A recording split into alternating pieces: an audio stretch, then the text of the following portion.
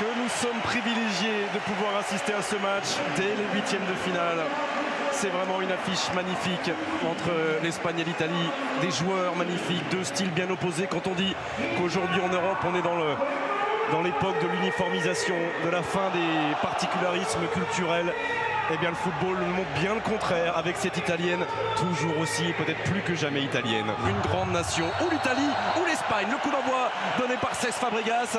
Florenzi pour frapper ce coup franc, le joueur de la Roma. Oh, et la parade de Derrea face à cette tête somptueuse de Graziano Pelle. Ouais, et sur cette action-là, on voit encore les difficultés des Espagnols en défense, le problème de concentration. Ce sera de toute façon un pied droit face au mur espagnol.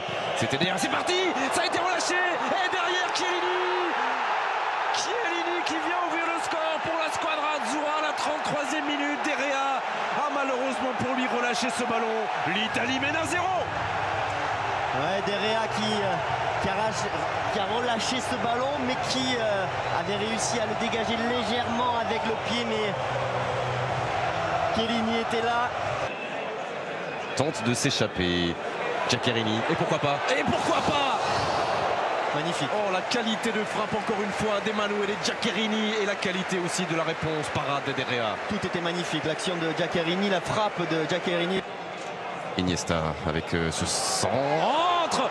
Et la tête. Ouais, il n'y avait pas eu de coup de sifflet et il est sur la trajectoire bouffonne face à Morata. Énorme occasion là des Espagnols. Avec la Squadra Azzurra. Eder est parti, plus rapide que Piqué. Et le deuxième but non, car sur sa route, il trouve l'impeccable David Derrea qui sauve encore une fois l'Espagne. Oh, que c'était bien joué là entre Pelé et Eder. L'accélération d'Eder, il a complètement déposé Piqué. Va maintenant tenter de bien gérer en retrait. Avec la reprise magnifique d'Andrés Iniesta et Buffon sur la trajectoire. Voilà, c'est un coup de génie qui pourra sauver l'Espagne. Iniesta, ça ne passe pas dans un tout petit périmètre. La frappe du pied gauche de Gérard Piqué. Encore une fois la réponse. Il a enfin du travail, Gigi Buffon. Là, il n'a pas toujours été parfait. Piqué. Oh, c'était la balle de match peut-être pour l'Espagne.